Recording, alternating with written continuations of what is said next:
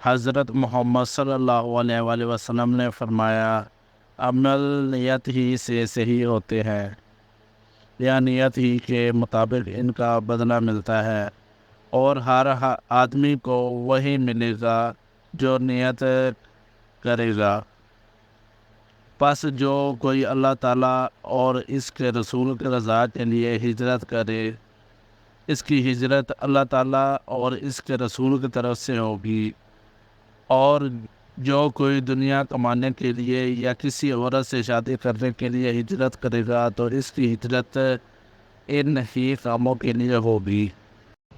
انہوں نے حضرت محمد صلی اللہ علیہ وآلہ وسلم سے کہ آپ نے فرمایا جب آدمی ثواب کی نیت سے اپنے اہل و عیال پر خرچ کرے پس وہ بھی اس کے لیے صدقہ ہے۔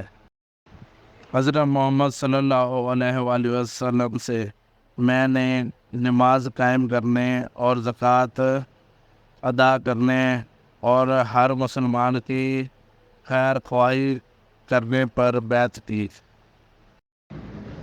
جس دن مغیرہ بن شعبہ حاکم کوفہ کا انتقال ہوا تو وہ خطبے کے لیے کھڑے ہوئے اور اللہ تعالیٰ کی تعریف اور خوبی بیان کی اور کہا تم کو اکیلے اللہ کا ڈر رکھنا چاہیے، اس کا کوئی شریک نہیں، اور تحمل اور اطمینان سے رہنا چاہیے اس وقت تک کہ کوئی دوسرا حاکم تمہارے اوپر آئے اور وہ ابھی آنے والا ہے۔ پھر فرمایا اپنے مرنے والے حاکم کے لیے دعائے مغفرت کرو کیونکہ وہ مغیرہ بھی معافی کو پسند کرتا تھا۔ پھر کہا کہ اس کے بعد تم کو معلوم ہونا چاہیے کہ میں ایک دفعہ آنحضرت صلی اللہ علیہ وآلہ وسلم کے پاس آیا اور میں نے عرض کیا کہ میں آپ سے اسلام پر بیعت کرتا ہوں۔ آپ نے مجھ سے ہر مسلمان کی خیر پائی کے لیے شرط رکھی، بس میں نے اس شرط پر آپ سے بیعت کرنی۔ اس مسجد کی رب کی قسم کہ میں تمہارا خیر خواہ ہوں۔ پھر استغفار کیا اور پھر ممبر سے اتر آئے۔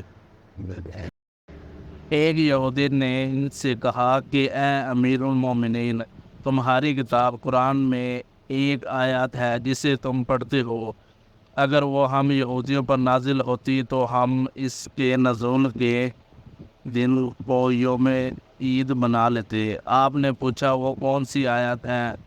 اس نے جواب دیا سورۃ مائدہ کی یہ آیت ہے کہ آج میں نے تمہارے دین کو مکمل کر دیا اور اپنی نعمت تم پر تمام کر دی اور تمہارے لیے دین اسلام پسند کیا۔ حضرت عمر رضی اللہ تعالیٰ عنہ نے فرمایا کہ ہم اس دن اور اس مقام کو خوب جانتے ہیں۔ جب یہ آیات رسول اللہ صلی اللہ علیہ وآلہ وسلم پر نازل ہوئی، اس وقت آپ صلی اللہ علیہ وآلہ وسلم عرفات میں جمعے کے دن کھڑے ہوئے تھے۔